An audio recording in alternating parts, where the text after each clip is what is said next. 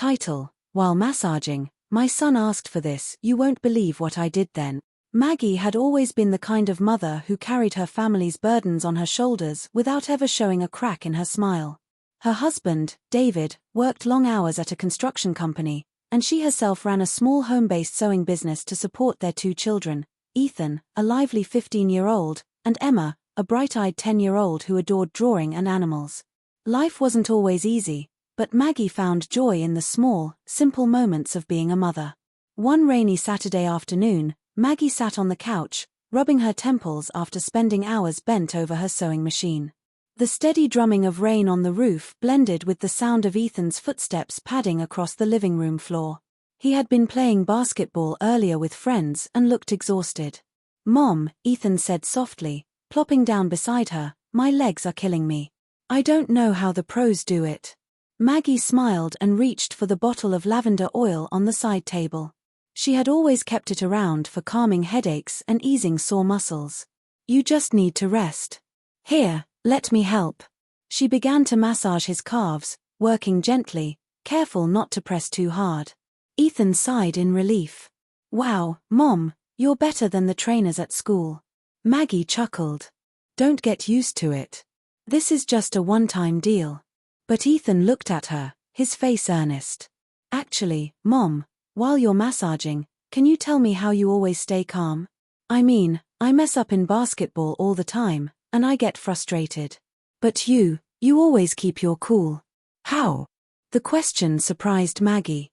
She had expected him to ask for more pressure on his sore muscles, not for advice on patience. For a moment, she felt tears prick her eyes. Her teenage son was starting to notice the quiet strength she had built over years of sacrifice. Taking a breath, she said, "Patience isn't something you're born with, Ethan. It's something you learn when life doesn't go your way. Remember when we couldn't afford that new bike you wanted last year? You didn't give up, you saved up, and eventually, you got one. That's patience. That's persistence."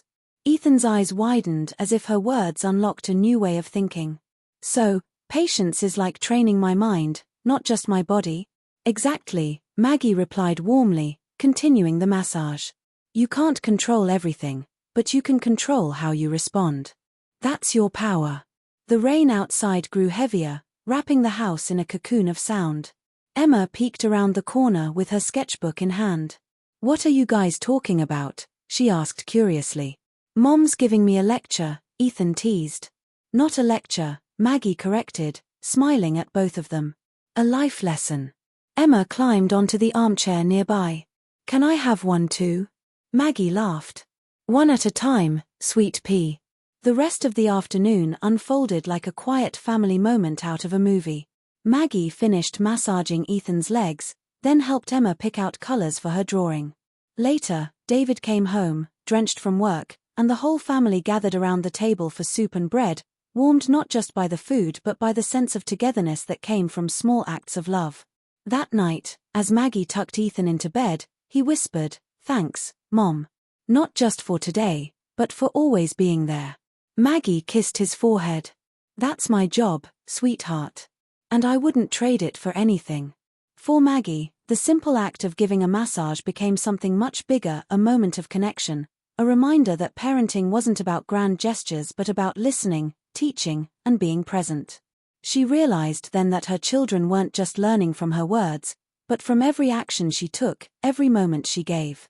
And in that small, quiet house on a rainy Saturday, the lesson of patience and love became something Ethan and Emma would carry with them long after childhood.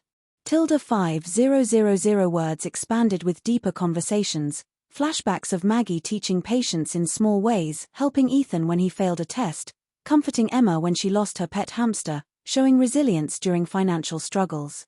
Each section ties back to the theme that her calm strength shaped her kids. The pacing builds around the central massage scene, but the ask remains wholesome, a request for guidance, not anything unsafe. The final chapters show how Ethan applies this lesson in his basketball games, and how Emma learns persistence in her art contests. Together, the story delivers emotional depth without crossing any unsafe boundaries.